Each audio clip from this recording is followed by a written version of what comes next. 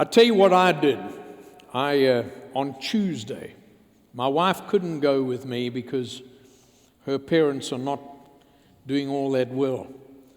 But I got on a plane on Tuesday and I flew to Rapid City, South Dakota. That's in a foreign country. I mean, that is on the other side of the world. And my son Greg and daughter-in-law and 4 of our little people picked me up. And we went to Custer State Park. How many of you been to Custer? Come on, I want to see if any. A lot of you. It is flat out gorgeous, man. I'm telling you, if you ever get an opportunity to go up there, it is just picture postcard. I mean, the streams and the mountains. And we took our kids, our boys, when they were that big. 1984. Karen and I took our kids all up over that area. So I had a whole lot of pictures that we were going to compare 1984 to 2019. Interesting. And got up on Wednesday morning, and we hit the trail. Man, we walked and went everywhere. It is just so gorgeous. And the bison, the buffalo, and in fact, some of you know this, I even posted on Instagram one of these big dudes coming down the trail, and I called him Roger, and we just had to clear out the way. Boy, when one of those buffalo come toward you, say, after you, right away. And a lot of you saw that on Instagram, but just fun, man. Kids just ate it up. The streams and the playing around and just everything. All day on Tuesday. And then finally we went over to Keystone, and Keystone is the little town right next to Mount Rushmore. And we checked into a little hotel there and went out and got some good food and so on. And then Thursday morning, July 4th, got up at the crack of dawn and we went to Mount Rushmore. Before most people got there were people there, but not a whole lot at 7 o'clock in the morning. And man, it is just to stand there with those faces up there on that mountain. I can't explain to you. And I remember that from 1984 when we were there. So we took pictures and that. I had to do it in a hurry because they had to take me from there back to Rapid City to get a plane at 10 o'clock. And I thought I could have flown to London, England, man. I got back here at 8:30 on July 4th. I mean, everything else, you guys are all eating ribs and chicken and everything, and I'm stuck on an airplane eating popcorn and Pop-Tarts, But I was reminded again of the magnificence of this country. Do you know that? It's not just the place. We use the word sea to shining sea. It's the people, it's the places, it's the change from one hilltop to another. It's the beauty. It's the magnificence of America. We have an incredible country. We've had a lot of people, a lot of incredible veterans, people of every walk of life, men and women, who've given up a lot. Many have given their lives over the generations. It's our turn to do that. Be a difference maker. And above all, as a believer. And the thing about America, the thing that we value, I think if someone who had never been here were to ask you, what are one of the things that you value about America? I think many of us would say freedom. freedom. Now that's a relative term. But our founding fathers founded this nation. That's why they left England. That's why the wars were fought. That's why so many troops, so many men and women gave their lives for freedom, this democracy. But freedom comes at a cost. Freedom in and of itself is fantastic. But would you not agree with me that the freedom we have has also produced unbelievable conflict? Our very freedom in and of ourselves has caused us to show ourselves that without God we cannot do it. You just say, I can just do whatever I want to because I'm free. I can say what I want, worship where I want, go where I want, earn what I want, do what I want. And you get all the extremes. People say, well, that's my right to do that. And it just infuriates you.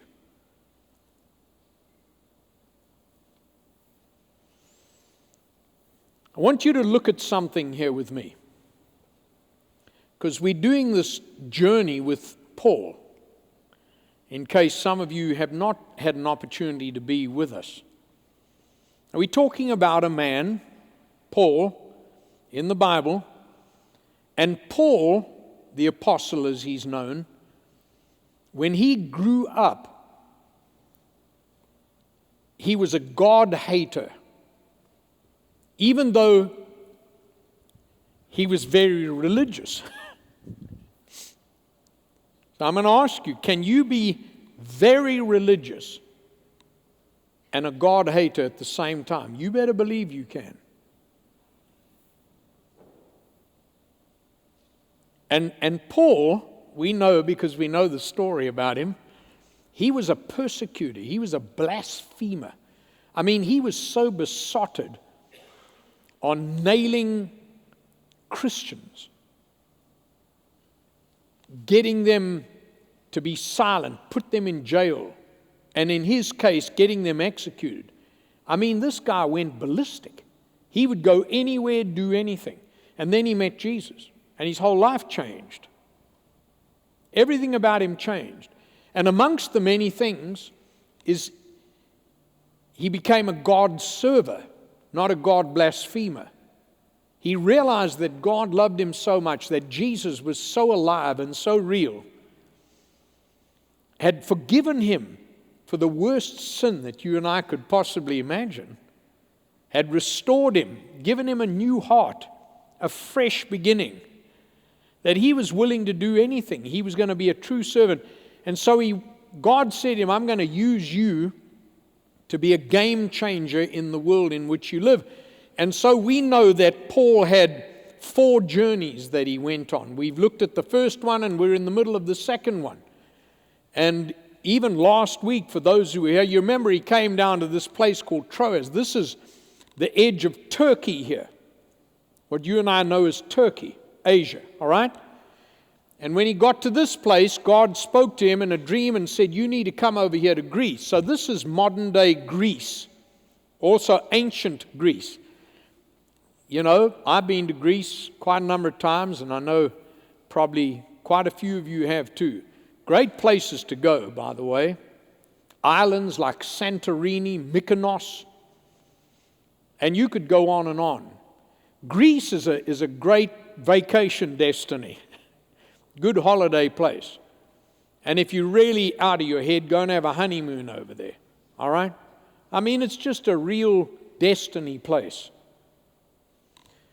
But this place here, this peninsula, he comes across here, he lands at Neapolis, goes to Philippi, Thessalonica, Berea, And then in chapter 17, he catches a ship and he comes all the way here to the capital city, which is called Athens. And it was called Athens back then. So get this here. Athens was first established many, many years ago. It was there long before Paul got there. And it had the name Athens. They were known as the Athenians, the Athenian people. And in the middle of Athens, there's a big old chunk of rock. It's like a mountain in the middle of Athens. And if you've ever seen pictures of Athens, most tourist pictures of Athens will show you this huge rock. It's called the Acropolis. The Acropolis. It's just a big old chunk of rock. It's like a mountain of rock. And on the top of that rock is a temple. And that temple was built there in 447 BC, before Jesus came. That's back there. So if Paul was here in about AD 50, that's after death, AD 50, that means that this temple was built there about 500 years before Paul got there. So this is one old temple. So this temple that was built on top of the rock called the Parthenon, not the Pantheon. The Pantheon is in Rome. Pantheon is in Rome. This is the Parthenon, which is built on top of the Acropolis. And it's a temple that was dedicated to the goddess Athena, who was the patron god, small g, of the Athenians. They were all pagan worshippers. And they all had these gods, these like deities. And there were hundreds of them. They were all over the place. But on top of the Acropolis is the one that everybody knows about. You can go and visit today. And it's called the Parthenon, on top of the Acropolis. And down at the bottom of the Acropolis, before you climb up this mountain of rock, there's a much smaller rock, but also a pretty big one. And that's called the Areopagus. Right here in Athens, the Areopagus. Let me tell you about the Areopagus. The Areopagus was named Mars Hill by the Romans because Mars was the god of war. And this big rock at the base of the huge mountain rock on which stood the temple dedicated to the goddess Athena, this rock was called the Areopagus or Mars Hill. And guess what happened on Mars Hill? That's where the Areopagite Council met. If it's called the Areopagus, Areopagite Council. It was the Council of Elders. It was the highest authority in the land. And they would meet on this rock overlooking the town, the city of Athens. And guess what they did? They judged. They protected all the gods. They heard civil cases, lawsuits, corruption. They had the ability to pass the death sentence. They even were charged with the responsibility of protecting the olive trees that would grow in and around Athens. It became a criminal offense if you messed with an olive tree because it provided the means by which many Athenians could live. So the council of the Areopagites were very important. And they would invite all the cross currents of this free society to gather in their congress to talk.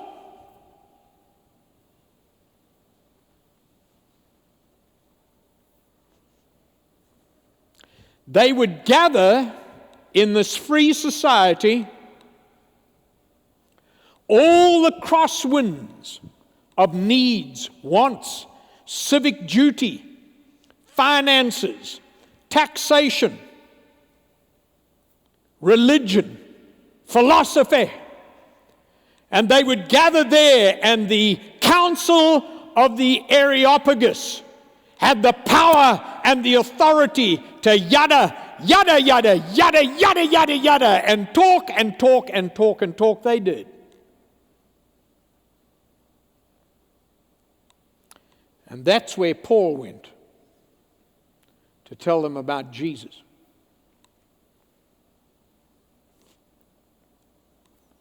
I'm going to pose a question, then I want you to open your Bibles to Acts chapter 17. Here's my question. Have you noticed in America today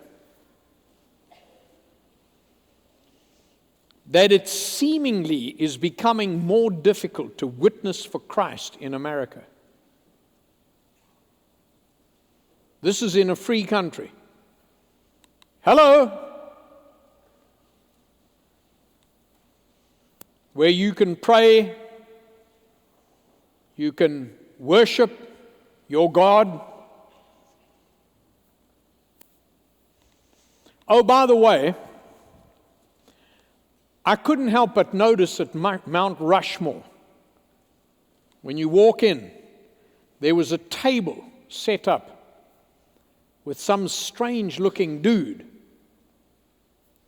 It was called the Table of Spiritual Meditation. Right there, right here at this incredible American place. And they sat behind this table, and everyone that went by, including me, hey, you need some spiritual meditation. And everybody went about their business. All right, going to give you a challenge. Next year, let's get a table and put it up there. Put a big sign that says, you want to know about Jesus. See if you can count to 10 before someone comes and tells you you're violating the Constitution of America.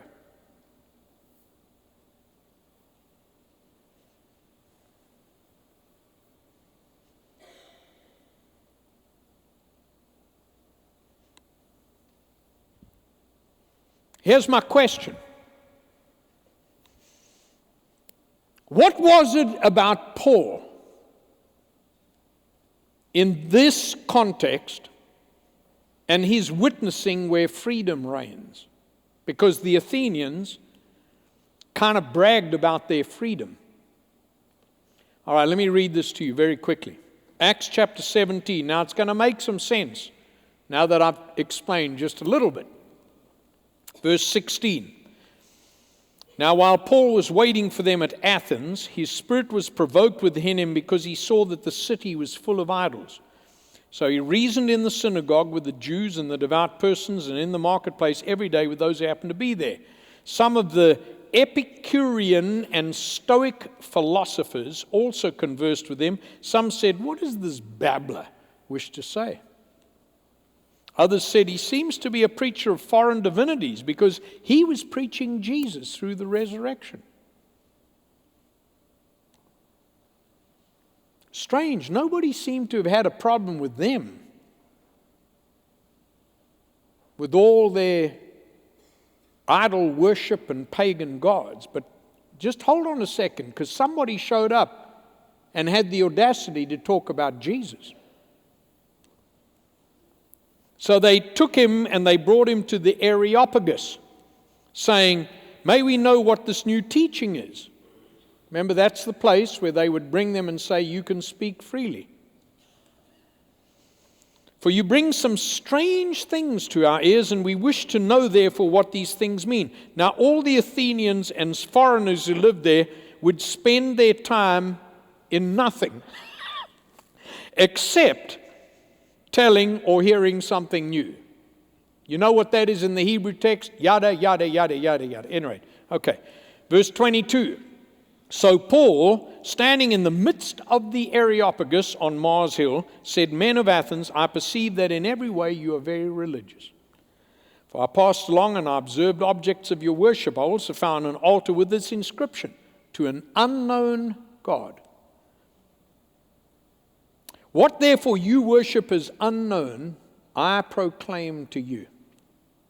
The God who made the world and everything in it, being the Lord of heaven and earth, does not live in temples made by man, nor is he served by human hands, as though he needed anything, since he himself is the one who gives to all mankind life and breath and everything.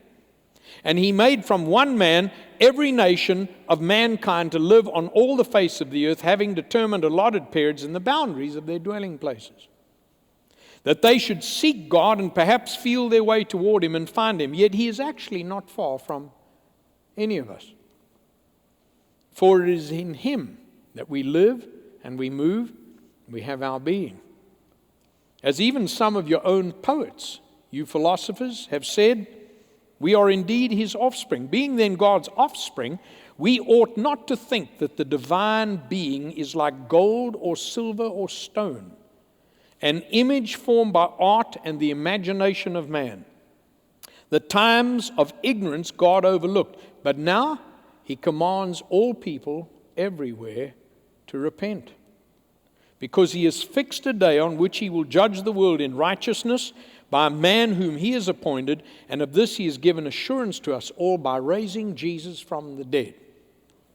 Now, when they heard of the resurrection of the dead, some mocked him. Really? But others said, we will hear this again about you. So Paul went out from their midst, but some of those that joined him believed. And among them was a man by the name of Dionysius, who was a member of the Areopagite council, gave his heart to Jesus, and a woman named Damaris, and several others. Interesting world in which Paul found himself. Might have been ancient, but ever present. And the question is this: how did Paul witness in that world? Just a couple of thoughts I want to give you. Number one, he felt the burden. He felt the burden. He looked out there, he walked around, and he saw all their unknown gods. He was burdened by it. Are you and I?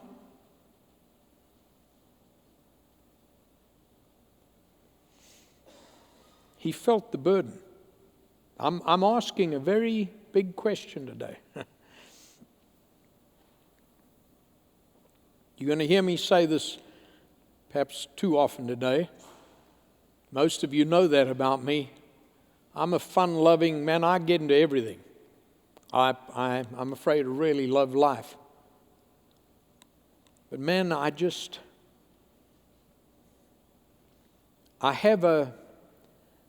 think I do. I've got, you know what? I've got a burden for you, brother. You know what I see in you?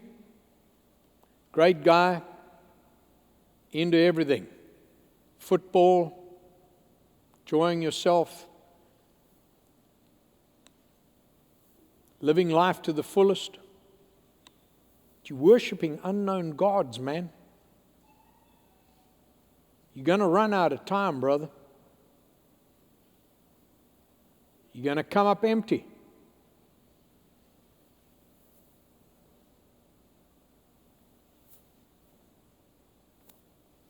You're going to hit the wall. I don't want to say this.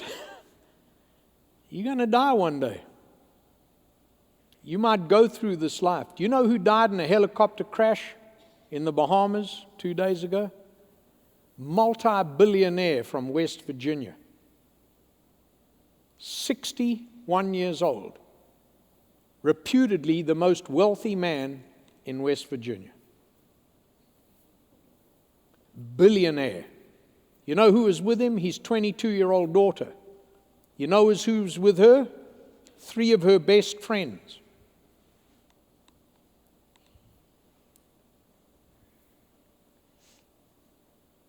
I don't know the man. I've never heard of him. Made his fortune, supported all kinds of people all over the place. Down he went in a helicopter crash. He died.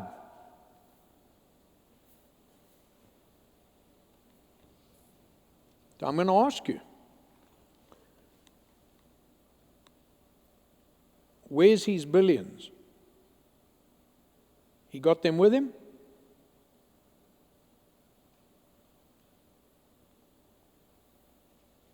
I can only imagine, because I'm jealous.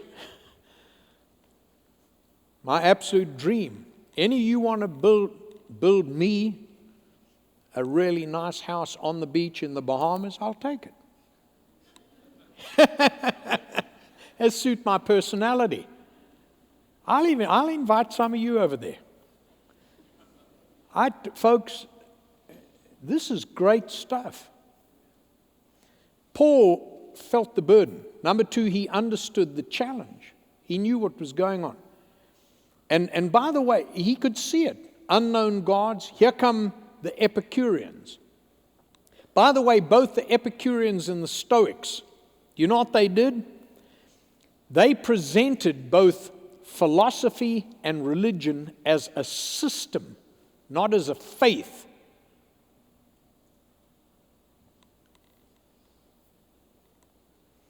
All across America today, increasingly, the comfort zone of America is, don't present to me my religion as a faith. It's just a system. It's where I was born, who my mama is. I do this because it's part of my culture or my heritage. Or we've always done that as a family. And the Epicureans were a real interesting people because they believed that God, now get this, the Epicureans believed that God generally existed, but he was not involved in the lives of any people. So if you went to an Epicurean and said to him, hey man, do you believe God? He'd say, yeah. But what's that got to do with my life? Because God's not involved. Which means, get this, what do you suppose was the most important thing for which Epicureans strove for? Pleasure. God's not involved. But God is. This is, you know what the pleasure principle is? Live today, because tomorrow I'm going to die. That's the ultimate Mardi Gras philosophy of life. The Mardi Gras philosophy of life says, give me Fat Tuesday. On Fat Tuesday, I'm going to get fat. I'm just going to do it all, man. I am going to live today because tomorrow I'm going to die. Fat Tuesday is followed by Ash Wednesday. So on Fat Tuesday, you go ballistic. Let it go, man. Get it all. Do it. And on Ash Wednesday, all you got to do is do what the system says. Just go, cover your face in black ash, say some things, because God does exist, but he's not involved, so that on Thursday you can go back and do whatever it is you want to do. And your whole life becomes just one cycle of what's the best ball game? Man, where's the local party? I'm just going to make as much money as I can. Man, I want to travel the world. I'm just going to have the best fun, man. I'm going to hang around with everybody. I'm going to cheat on my wife, man. I'm going to watch whatever I want. I'm going to do whatever I want to do because I've got freedom, man. Let freedom ring. I can do whatever I want to do. As far as God is concerned, yeah, let God be God, but I am going to do what I want to do. That's the Epicurean. You ever met him? You'll find him on every college campus, every high school, at every football game, every business, every theme park, every road less traveled. You'll find him on every aircraft. You'll find him in every county seat, in every White House. You'll find him in every nook and cranny of the world in which we live. The Epicureans are everywhere. But they weren't the only ones, because there were the Stoics. The Stoics were a kind of an interesting bunch themselves, because they were advocates of civic duty. The highest thing you could ever do is your civic duty. If you can just be a good citizen. And this is how Stoics believed that you did it. You did it by being in harmony with intelligence. Because intelligence is the means by which harmony is put into place. So if you're a Stoic, it means, listen, forget God. Got nothing to do with God. God doesn't even exist. But what we're going to do is we're going to place one idol after another, after another, after another. And the goal of everything that you do is to come in harmony with man's ability to intelligently map out how man should behave toward man. He will make the rules and the regulations. He will write the charter and establish the Constitution, because man has all the ability. He's the queen of his own castle. He's the man on the moon himself. And if you can come in harmony with human intelligence, you're going to stand in line with the best life. Now,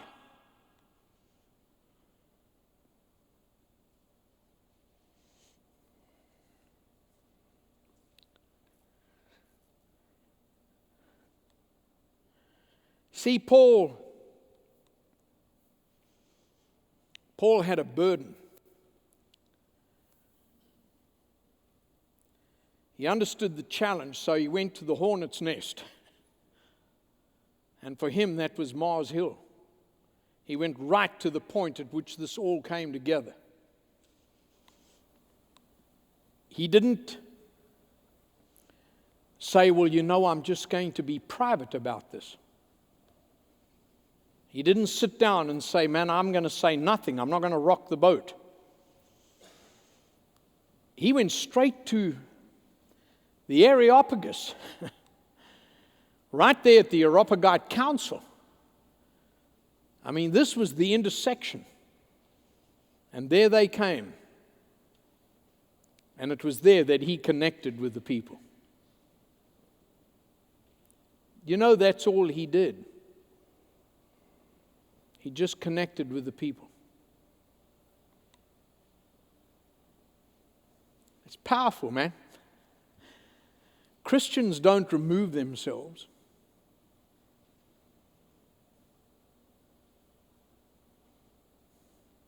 Nowhere does the Bible say go and hide under a rock somewhere.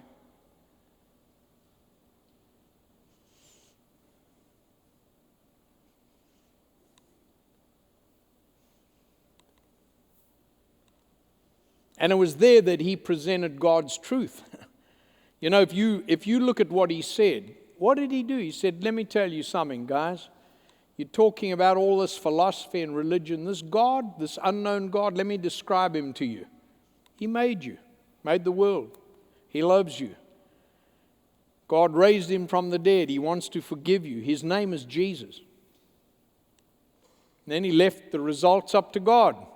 By the way, what happened? Some began to mock him. You idiot. What are you talking about? You don't do that here. You take that down. This is a public place. You're talking too much about Jesus.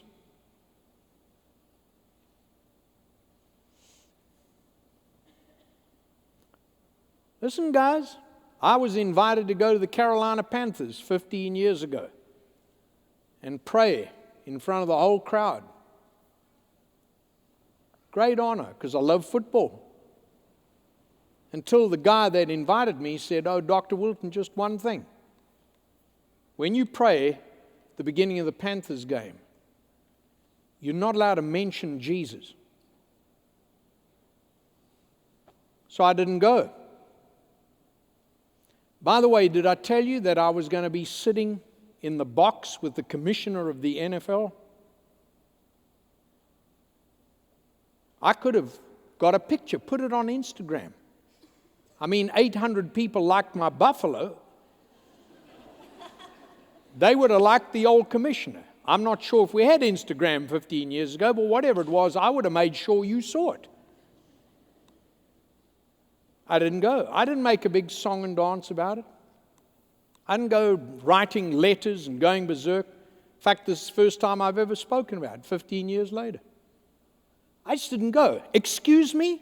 Don't ask me to come and pray like some gobbledygook all over the place, being a believer that Jesus Christ has saved my life, and tell me not to pray in the name of Jesus? I'm not some kind of rank pagan who erects unknown gods and worship pagan idols. I'm not here to mess around with people when Jesus Christ has changed my life. But I'm not going to get up there and go ballistic and do somersaults up and down the road and tell everybody how wonderful I am. I just didn't go because I'm not willing to compromise Jesus. That's why I didn't go.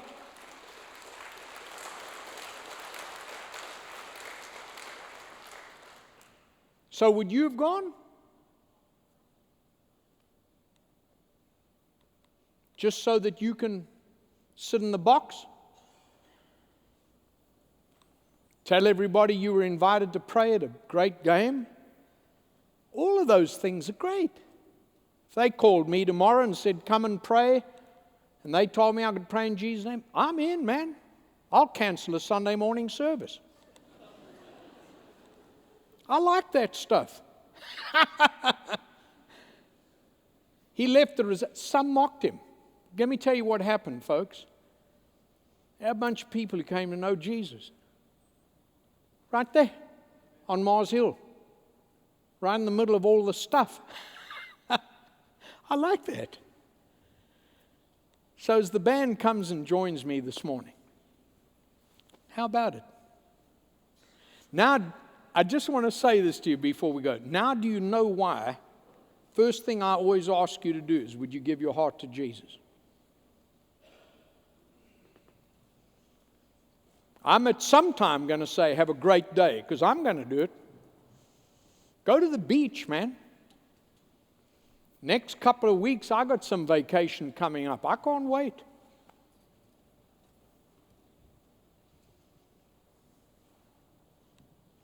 But before any of that, would you give your heart to Jesus? Do you trust Him? Best friend you've ever had. Most of you know me, at least some of you do. I'm a fun-loving man. I get into it, actually to a fault. So I get myself into trouble all the time. But I love life. I just enjoy it. I get down with the best. I'm always looking for something to do and something to chew on and somewhere to go. Now, I tell you, when I met Jesus, he gave me something I didn't have, nor could I get. I couldn't make it, manufacture it. You better believe I'm going to go scream my head off at the ball game because I love football. You better believe I'm going to play with my grandkids. You better believe I'm going to travel all over the place. You better believe I'm going to find the best restaurants in town. You better believe I'm going to burn chicken outside my house on July 4th. You better believe this place is full of friends here. You want a piece of me, man?